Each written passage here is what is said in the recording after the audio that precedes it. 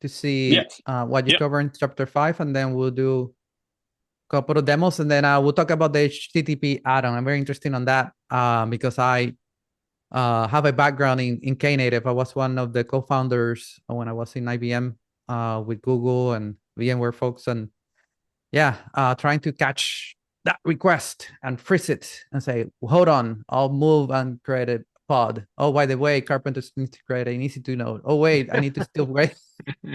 Now you can go. It Yeah, takes we 5 minutes we to that yeah, request. John, we briefly talked about that last week. So yeah, we're gonna go back at this now that you're here. All right, so chapter 5 is basically around, to be honest, is what I couldn't cover in chapter 4 about KEDA. I didn't have a better name on how to call it, so I said, well, part 2.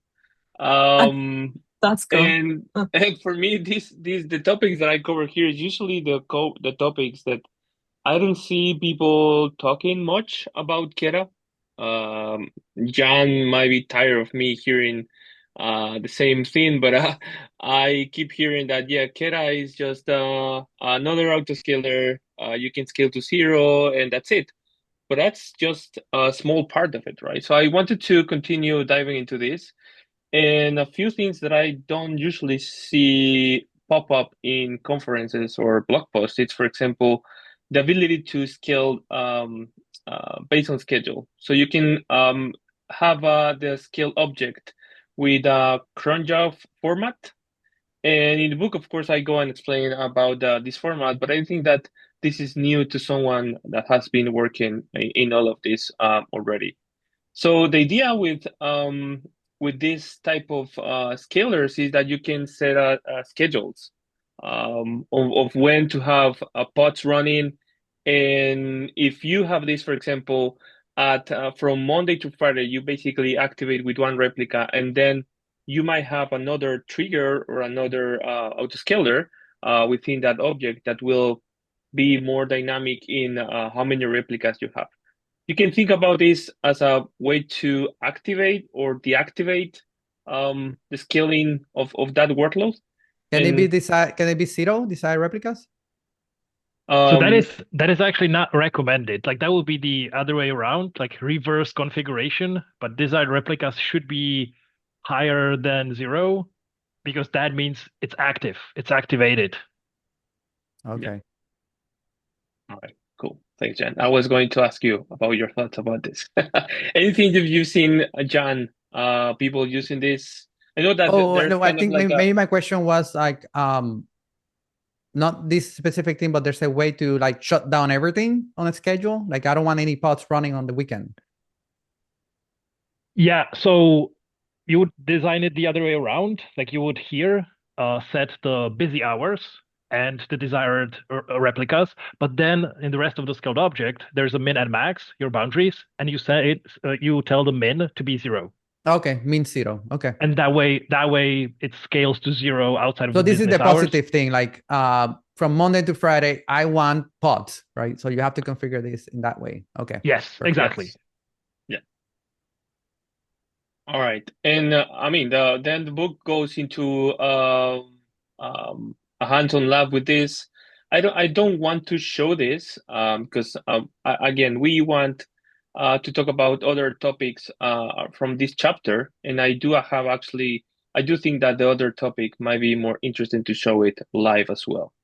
So Yeah. So the last thing about Chrome would be like we talk about here in the book club about like enterprise use cases, right? Real, because sometimes people see a lot of configuration in Kubernetes blog posts and like the references or the tasks, the docs of the Kubernetes, and like why would someone use that? Like this morning, I was talking to someone about the startup probe.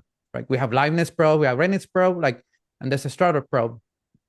The docs would not say what is the business use case or what is the yeah, like when do I use it and how to use it properly, or you should not use that for waiting for a database and like those type of things. So in Cron, I think I've seen two scenarios in my real life as an SA. Is one is a company that manage events. It was soccer. So soccer games are scheduled. So they wanted to schedule, actually to schedule based on that, because people are going to go to the soccer game on that date. So they needed to scale up.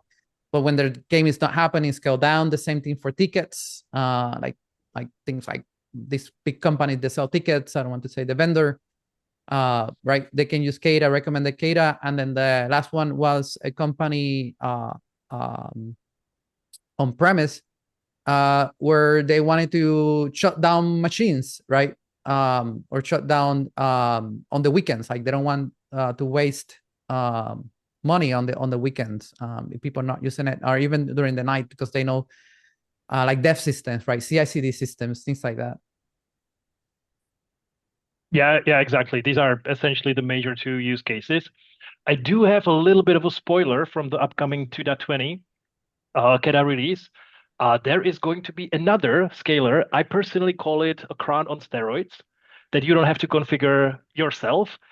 So Elastic, the well-known Elasticsearch, they also have a SaaS called Elastic, and they have a forecast. That means if you have a data, some type of metric that has some historical time series, you can actually configure Elastic to pre-calculate forecasts and then scale based out of those. So imagine the hypothetical scenario where you shut down on the weekends. Your forecasts are going to learn from the patterns of the metrics that you shut down on the weekends. So they can serve as additional metric to drive your scaling. And you don't have to put like a rigid schedule, because maybe there's also not only weekends, but vacations or public holidays, things that are difficult to track through a cron, but Exactly. Yeah. Holiday with was the not a forecast. date. Cron is not a date. Yeah. And forecast is actually amazing at being able to deal with the calendars and whatever is predictable historical data. Nice. So And that's yeah, in main branch or not released yet, or? it's in a PR that is scheduled to merge in the upcoming weeks, so well in time before the 2.20. Yeah. So if you can Nice. share the PR here, we'll put it in the notes. We have the doc Savvy shared, that we can put those links in there, or somebody from the gotcha. community can get up. Yeah, if you could put it in the chat, I'll be able to carry it over to the doc. That's amazing. Yeah, thank you so much. This is the benefit of having a maintainer here, right? I told you it was a good idea to bring Jan. And try my best to get the words out of you too, but yeah. So this Elasticsearch is the one that configures this cron job? Well, you can kind of say that, but under the hood, there's actually no cron. There's just time series data and fancy mathematics. It uses some form of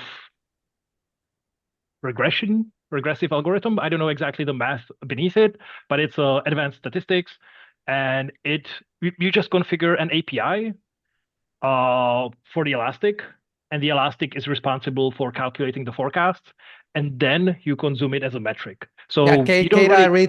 KEDA basically, you read the PromQL, right? You read from Autel, or you read from Prometheus, right? The metric, that's your contract. Yeah. So in this case, it's Elastic, kind of an API. Okay.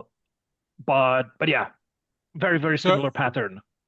So it works only with Elastic or with? Yeah, can we hook it up to something else? So this particular one that is going to land in the open source KEDA works with Elastic. I also, spoiler alert, I work for this company called Kedify, small startup. We do autoscaling, and we have another predictive autoscaler, very similar pattern, but based on open telemetry. Okay. Yeah. So more flexible. You don't need Elastic Stack. You don't need a subscription. You can host it yourself.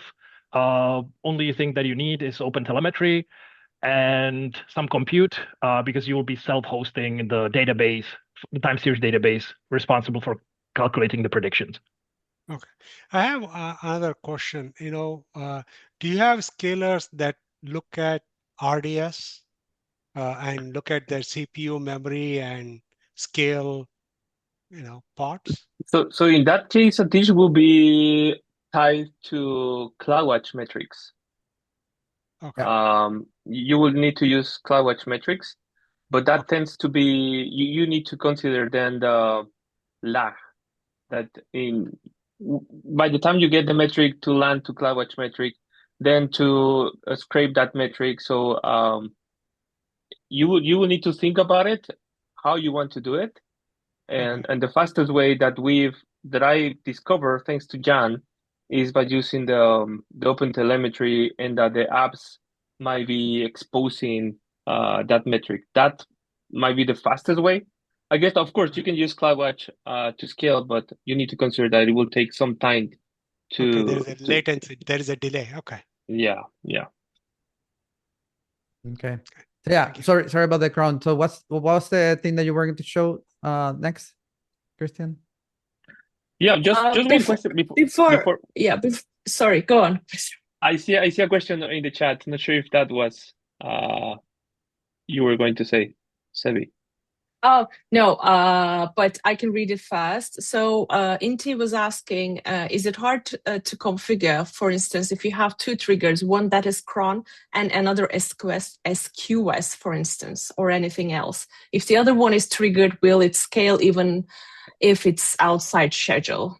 I don't know if you guys need more context. Maybe Inti can turn on the mic. No, I think I get it. Like I mentioned Yeah. in the skill object, you can specify multiple triggers. And KEDA uses, correct me if I'm wrong on this, John, but KEDA uses a OR logic. So if it meets for example, the SQS trigger says that it needs to add replica, it will do it regardless of what you have in the schedule. Yeah, it's essentially the max of the scalars. The max of the two. Yeah. Yeah. That's the default behavior. You can fine tune it. You're not limited to this behavior, but that's the default behavior. Yeah, makes sense. Yep. Yeah, good question. And before you move on to cron, I move away from cron. I have to say, I lead the team at Booking who looks after crons and sporadic workloads.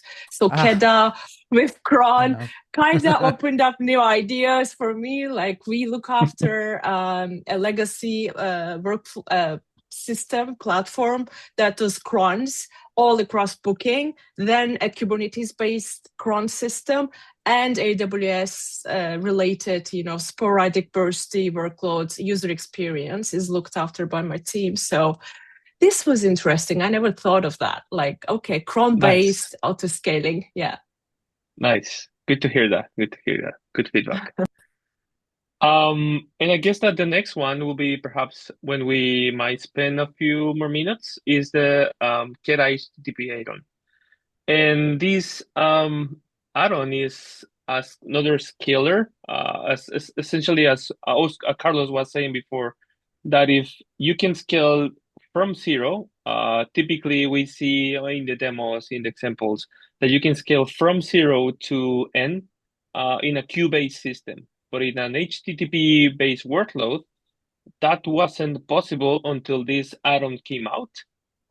What happens is similar. I'm not gonna get into details because I'll let Jan to explain it. But if you receive a request, it basically works as Carlos was saying. It holds that request and said like, "Hey, hold on one moment. I'm gonna scale up and gonna trigger everything to scale to start adding more pods. And when pods are ready, of course, that will mean that the node need to be ready and so on and so forth. But when it's ready, the request will be on pause or will be basically able to continue. So with that, I just want to say that before I pass it on to Jan, that in the latest KubeCon, Jan actually talked about this in a very interested and in a more deep way. So if you can check that session, that will be amazing. But of course, we have Jan today, so why don't you talk about that? Share the link and we'll put it in the notes for people that are watching. Yeah, thanks. That was a little bit of advertisement with Trivago, one of our partners. We had a short session about how they spin up on-demand preview environments and how they scale them to 0 when nobody's using it. But when somebody's reviewing a PR or whatever, the preview environments they spin up on demand.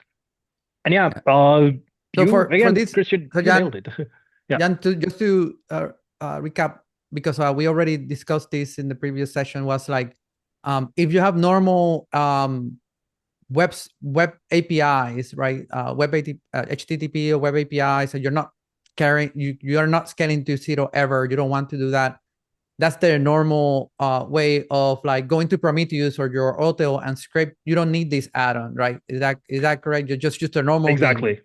Yeah, exactly. I don't want people to get confused. Oh, to be able to scale based on my API is slow or the latency or whatever. You get that data from metrics, and then that's not this one. For this one, is specific to like, yeah, I don't want any pods. Only when like the first person comes in.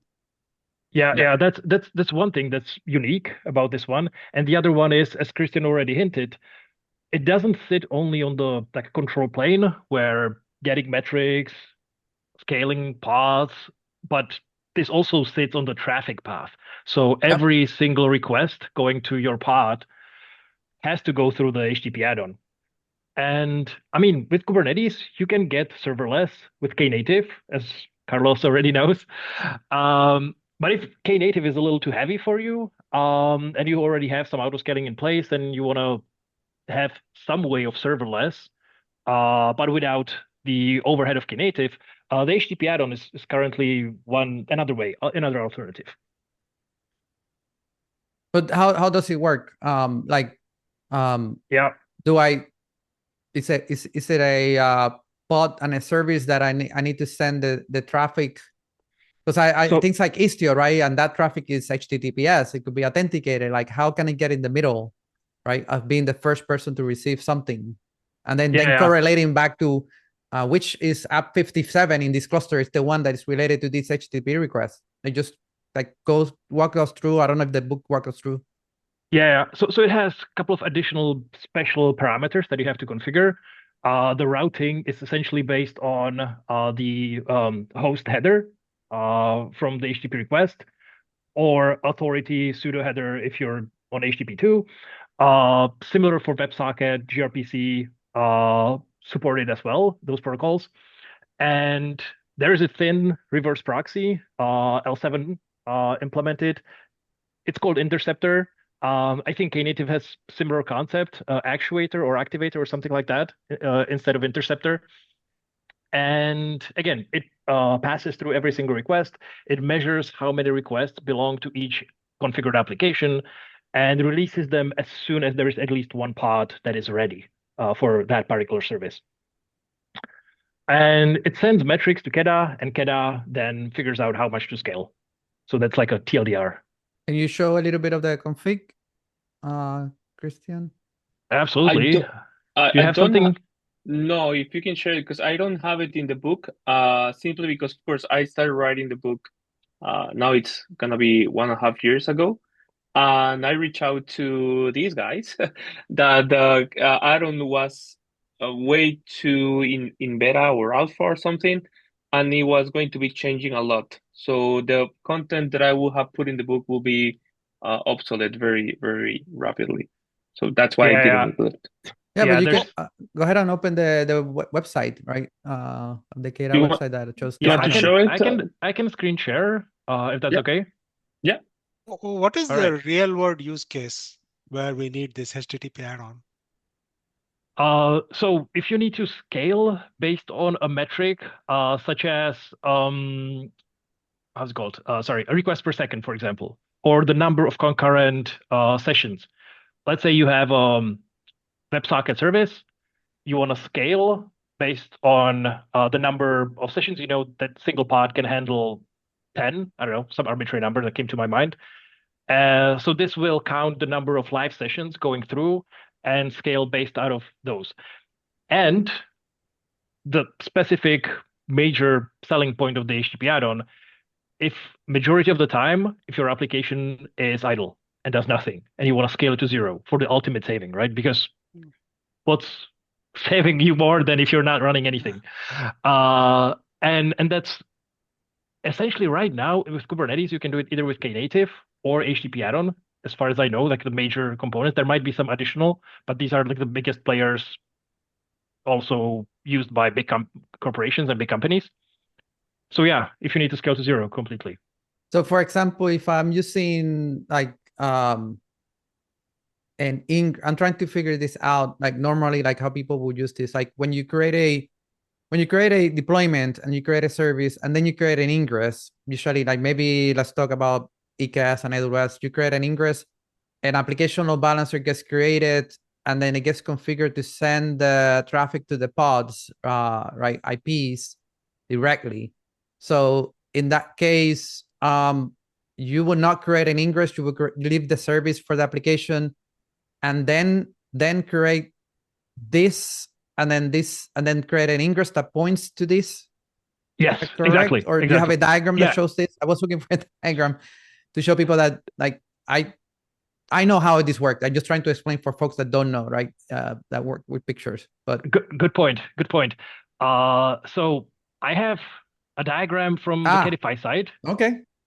If that's okay, because the upstream is currently going over architectural overhaul. Like it is going to be very different, including configuration. So Kedify has a controller and the open source have a different controller for this feature? So at some point, Kedify has made a friendly fork. We added a couple of additional features for some of the users of HTTP add-on that needed something specific, but not something that would necessarily go to open source. So there is one more proprietary HTTP add-on that is a fork with extra features. But under the hood, yeah, essentially this is the picture I was looking for. Yeah. Yeah, it works the same way. The upstream documentation is limited. Let's put it that way. So if someone is watching this, right, and they always get asked like, "Hey, Carlos, how can I contribute in open source? What can I work in open source? Can I get a PR?" Well, like, draw a diagram, right, into the KEDA and put it in the docs. Yeah. Yes. And currently, Red Hat is working heavily on the open source add-on. So it is going to look very different. But right now, can you zoom in a little bit more? Zoom in. Let me see if Command plus. Yeah, perfect. Just for people watching in their mobile phones. So pretty much, there's a request. It goes to your ingress. Then it goes to the interceptor, which is a part of the HTTP add-on, which is a part of KEDA. And then the interceptor releases it back to the deployment and service. But in terms of configuring the YAML files, yes. Exactly. That's what I showed. No, go to the diagram, right? Go to the diagram. So I'll go back to the diagram. But somebody has an app, and today he has an app to, let's say somebody has a deployment service and an ingress, and is right now live, and I want to save money, I want to stay to spot to 0. Then what they need to do is like maybe delete the ingress that they have, create a new ingress that points to this Kedify proxy. You can do it live. You can do it live without deleting anything. Okay. I'm going to omit the Kedify specific bits. I'm just going to talk about how it works in the open source. Okay. The Kedify is very similar. There's just one more additional component. But so you have your ingress, you have your service, and you have your deployment, and the traffic goes directly, right? Yeah, by pod labels, right? I have the pod labels in the I have in the ingress. I have the pointer to the service. Yeah, exactly. And what you do is you create a scaled object where you configure scaling for KEDA and the scaler for the HTTP add-on. And then you point the ingress to this component from the HTTP add-on called interceptor. Oh, okay. Essentially the same thing, like update the ingress to, instead of selecting the service that is green, selecting another service. Exactly. It needs to be a service there somewhere. Like yes. The interceptor has a service. It's a little bit oversimplified, but under the hood, there's one more service that's interceptor. And then how do you configure back and then the interceptor goes like, oh, send it back to my pods or back to my service, I guess, right? And that is something you configure in the scaled object. So with your permission, I'm going to scroll down a little bit go ahead. so we can also see the configuration. And there's a bunch of options, as you can see. And this is an example, right? So it's a scaled object, something the audience is probably very familiar with already. And there's one of the triggers is called the the target trigger. Is the thing that I was talking about, right? So just going in order. The scale target reference is pointing to the That's pointing to the deployment that you're going to be scaling, but the service could be different, right? It doesn't have to be the same as the deployment name. It can be a different, you can call the service different than you would call the deployment. So you specify it here in the metadata for the trigger. This is where the requests will be passed. And how they are routed, you configure that through host, path prefix. You can also use headers. But I'm a little bit confused. Like, why do you need to, if I'm going to specify the service that I want to send the traffic, why do I need to have the deployment? Should not be aware about the deployment. So imagine, for example, canary deployment. To do that scale/scale. Yes. Or which object am I going to do the /scale? Okay. Exactly. Yeah. This is doing the scaling. And this is doing the routing, sending the requests. So that's why you start at the bottom. Like when I see traffic with this matcher, right? With this host, I'm guessing, and prefix and this port, I should send it to the pods that are associated to that service, right? Is that correct? To that service. And if I need more pods and the service and port matching, and then if I need to scale more pods based on the target granularity or something, then I go back to the top and select that and do a /scale. Exactly. So here it's going to scale. It's going to create another replica for every 10 requests per second measured. Oh, wow. So this is the rate. And I think as a Knative aficionado, you will be pleasantly surprised. The granularity and window sizes, that is a code base taken directly from Knative. Oh, really? Nice. Yeah. Okay. Yeah, granularity and window is basically like to take the decision, like, so when do I calculate to go back to 0, right? Like, and how often do I check? Yes, you don't want to have that metric for just 1 single second. You want to have a window that's like a floating window where you measure throughout the window the requests per second as they evolve. Because you can have a sharp spike in 1 second, and it would overscale drastically, and you wouldn't catch necessarily the entire behavior. Yeah, it's our normal 1 minute or 5 minutes when we create our prompt QoS, right? What is the granularity that you want to measure over that period of time, and then you have the whole window, right? Exactly. That's precise. We have some questions in the chat. I'd like to not pass them because it's been piling on. Yeah. So the first one is there are customers who have security problems with inter-namespace pod communications. In those cases, do you just namespace scope KEDA? No, KEDA. Okay. I was trying to fix my pronunciation. Does the architecture allow for that? This object is namespace, no? The scale object? So yeah. The scaled object is namespaced, but interceptor is something you install in the KEDA namespace. And that was one of the problems we saw in the open source. And it was just not easy to install the HTTP add-on per namespace. So at Kedify, how we solved it is we have additional proxy. It's based on Envoy. And this one is very thin. It takes, everybody knows Envoy from Istio. You can deploy hundreds of those, and you won't even measure their their footprint. So the Kedify proxy, Envoy based, and that is namespaced. So you don't have a cross namespace traffic with Kedify. For the open source add-on, the recommended path is currently either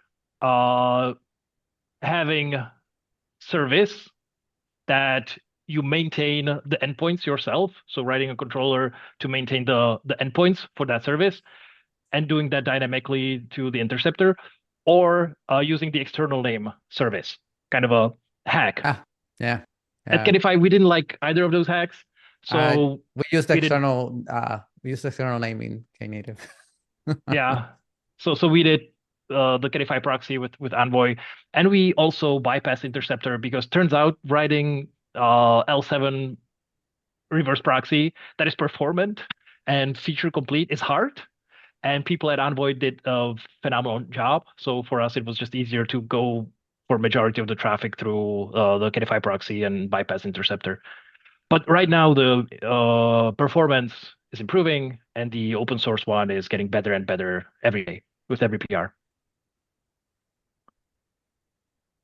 There's an interesting follow-up question from Nick. Yeah, that question came up because I recently did some work for NVIDIA, and they exclusively use multi-tenant clusters and only allow their end users a single namespace scope. So if the HTTP scaler is receiving traffic from another namespace, they wouldn't allow something like that. Yeah. Yeah, you may want to talk to us at Kedify. But we got you covered. why cannot install the controller in a separate namespace? What is the cluster scope here? So it was a design decision made early on with the HTTP add-on. It predates me. There were initially a couple of engineers from Microsoft. That's how they designed it, that there's going to be a singleton, only one interceptor and only one scaler for the HTTP add-on that is going to plug into KEDA. There were some efforts by open source gurus to try to fix it. None of them actually landed in the add-on. Maybe Red Hat is going to again try to have that as a multi-tenant, but so far nobody succeeded at making the HTTP add-on multi-tenant. There are multiple reasons. One is a contract between KEDA and this. The other one is how you plug into the external metrics endpoint that you can plug into only once. So having like KEDA and add-on in every namespace is also not realistic at the moment. Also, I cannot deploy the home chart of KEDA to multiple namespaces? Not easily, and you won't get what you expect out of it. You can deploy operator, but there's other components of KEDA that you cannot easily deploy into every single namespace. Okay. So the solution could also be, can use vCluster? That might be, yeah. And then call it a day? Okay. Yeah, there's also this KCP technology. So another one is if you go back to the traffic management part, like where you show the service and the service and deployment, service and port. I think that was that came about this config. Do you support label-based selectors instead of hard-coded names? So I think the scale it's saying like I think the question is more like if you only specify the service, target. Can you deduce back the deployment? I don't have to specify the deployment at the top. Right now, it's not something that is baked in the code base. But as you say, it is actually something that could be done, I think. So yeah, there's a lot of corner cases. There's a lot of corner cases that it would not work. That's my TRDR. Yeah, you would have to be careful, and it would completely break with Argo rollouts. But for like basic use cases, if you want laser way, because just by the fact that you can find a pod, you can deduce the owner reference, but it might be this different. There's a lot of corner cases, so it's better to be explicit. Like as a platform engineer, it's better to be explicit. Like what is the thing that you're doing /scale, and then what is the thing that you're going to do RBAC access, right? This controller can only do RBAC on this deployment, not another one, and such and such. Right, but exactly same question, but instead for scale target ref, what if I don't want to hardcore code the name of the deployment? Yeah, that's what we're discussing. Yeah, it applies the same. Yeah, so right now this is a compulsory field. You have to specify it. But it doesn't have to be only deployment, right? It can be Argo rollouts. It can be stateful CRD, sets. my own CRD that I create. Yeah. KEDA has RBAC for asterisk, so */scale. So anything that implements a scale sub-resource. But yeah, but continues. Nick is correct.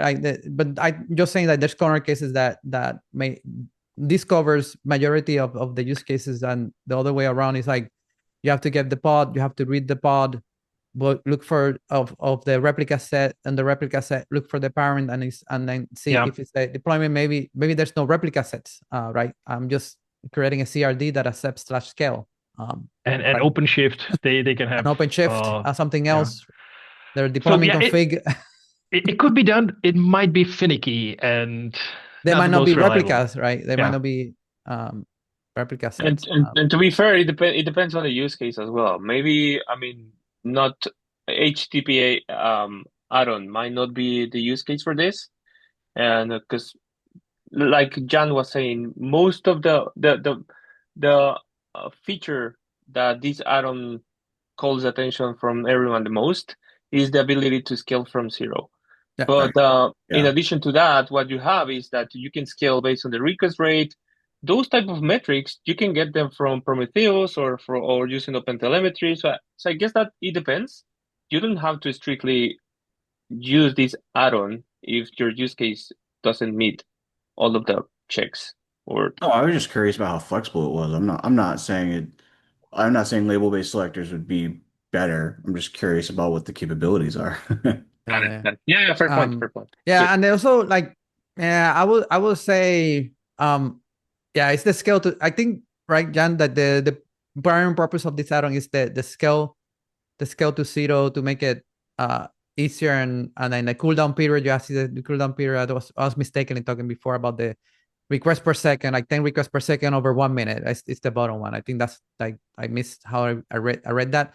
But if you are doing like 10 requests per second over 1 minute and you don't need to scale to zero, then I would say you don't need this add-on. Like you can just do it normally with normal metrics, and Prometheus will give you like the answer of like, do I have 10 seconds scale based on how fast, or what is the target request per second that you want, and that comes out of like a metric. You don't need this. Like that's, maybe it's for people to not get confused about implementing this just to get the bottom part. It's more of the mean replica count to zero, right?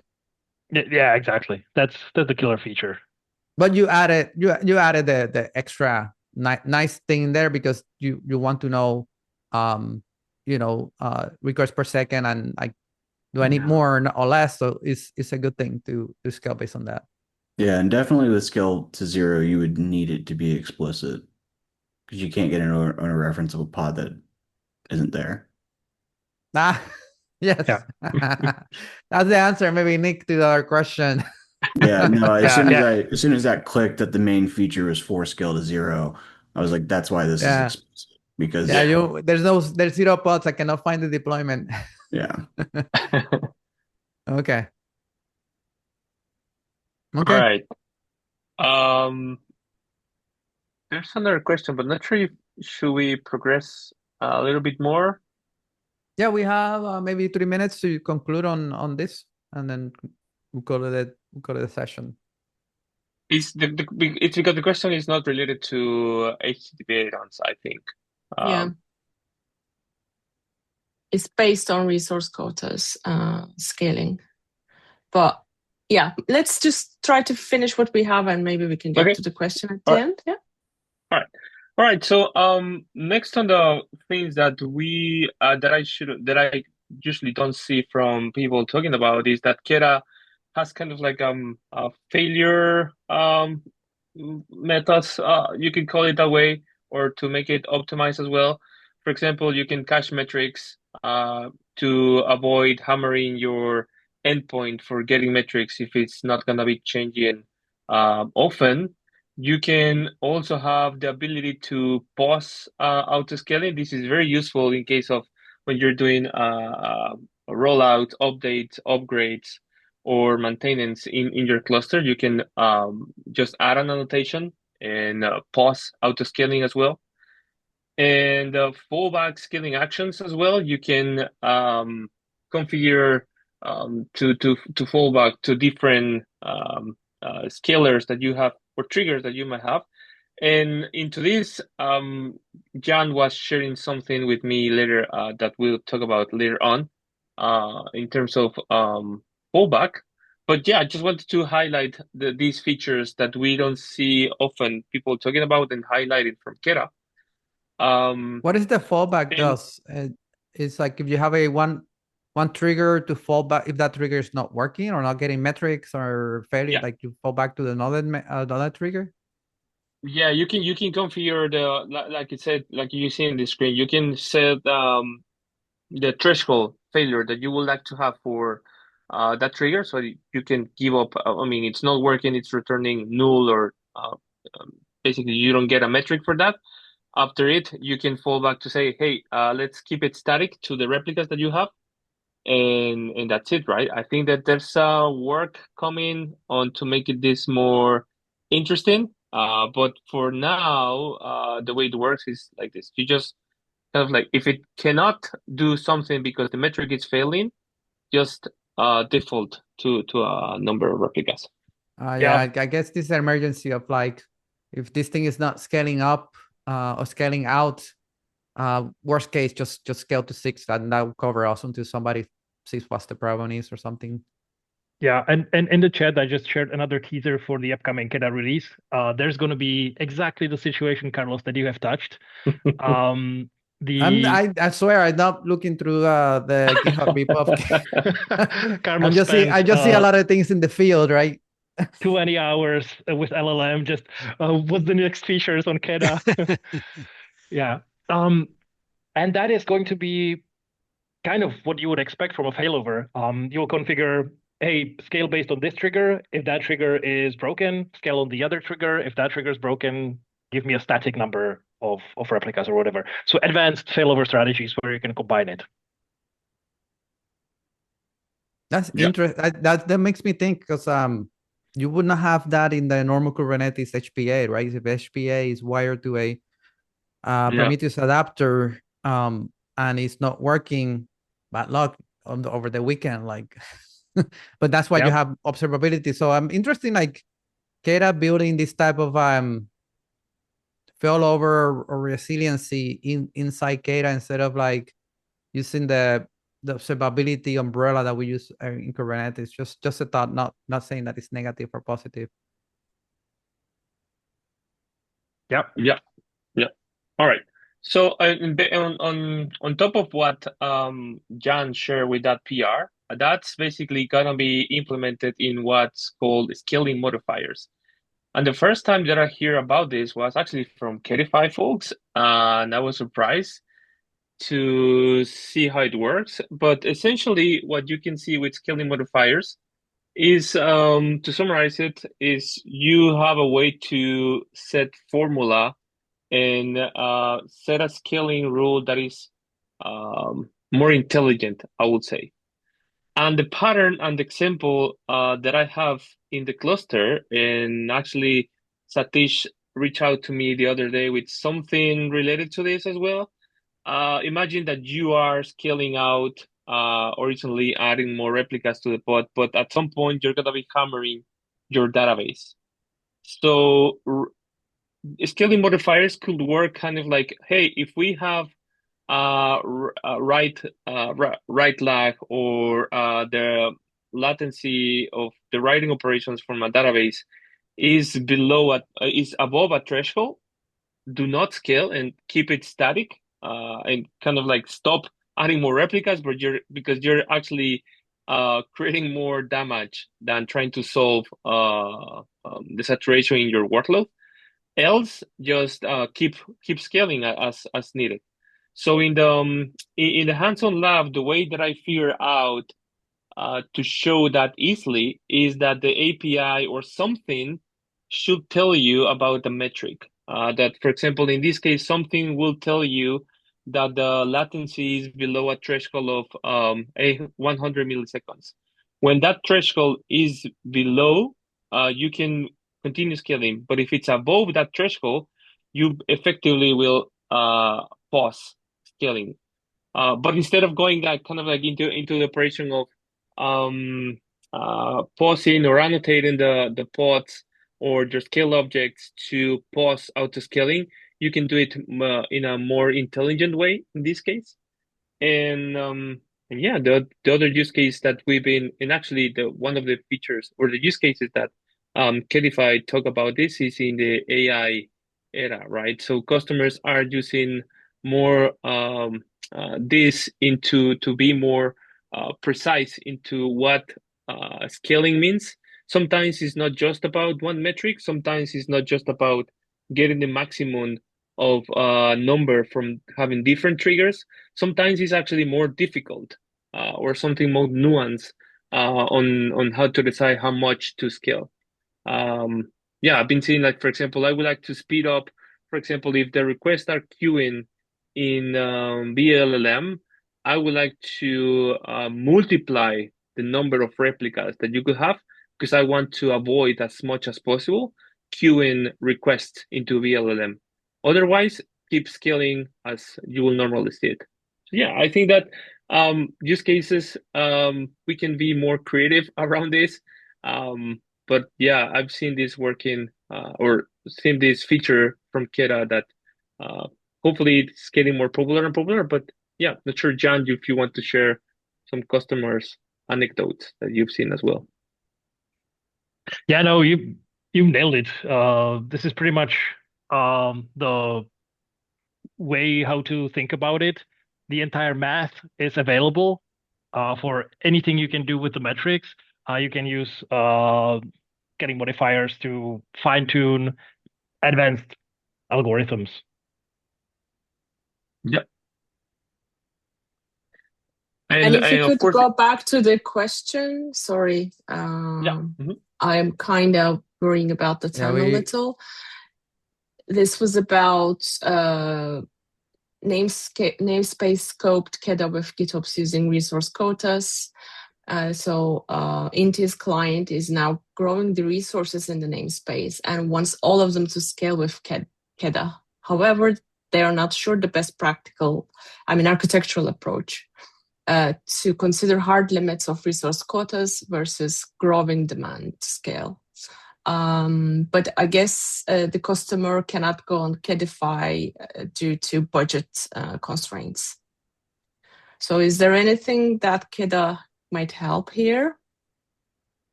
I guess that I don't understand the feature of Kedify that is offered here. Yeah, that's maybe John knows about it, but yeah. The way that I see this is that correct me if I'm wrong, Inti, but the way that I see it is that resource quotas, you're basically limiting how much capacity or how many replicas or resources a namespace could have. So you're limiting, hey, do not over provision over this. But I guess that the question is that, okay, KEDA is looking at adding more capacity. So can we grow that limit dynamically? No, I'm a platform engineer and I hold a wallet. Like, no, I put resource quota for a reason. For me, those are guardrails that you have. Yeah, that's the ceiling. For a reason. But Jan, is there something in Kedify that he's describing? So I was first under impression when he said the namespace KEDA that he's trying to discuss the multi-tenant KEDA offering from Kedify, which is a thing. We have multi-tenant KEDA. With Kedify, you can actually deploy KEDA in multiple namespaces, but not with the open source. But the resource quota threw me away a little bit from that topic. So I'm not entirely sure I follow the question. Yeah. Okay. I think we're out of time, but yeah, sorry if we misinterpret your question into it. I don't want to assume that you were like trying to figure out like how to sneak a way of like jumping over resource quota with KEDA. You can write a job that writes the RBAC and modify the resource quota and run an agent in your AI, in your namespace. But I think we at a time, I'm surprised that this Zoom didn't shut us down because we don't have control over it. We don't host. So we'll leave it at that because I think people are running to their meetings. Thank you so much, Jan. It was super fun to have you here. Thank you, Christian, for bringing him along, and also for you to be here explaining things that are not in the book. Also, that's another thing, John, that we do here is like, if you guys going to read the book and read what is the book, that's good. But I think in these sessions, we try to bring what are the like use cases, like why would I use it? When would I use it? Like, how do I use it best? And also learn like the things that maybe are above the book. So thank you so much for joining, and hopefully you can join next week. Sebi? Yes, Likewise. thank you. Yes, amazing discussion. I really enjoyed it. I hope, yes, we continue next week. And thanks for the new attendees as well. I see a lot of new names. I guess this was the magic of our maintainers and also Christian's book. So really nice to see new faces around here. Yeah. Thank you so much. Thank you, you. everyone. I think Have a we wonderful rest of your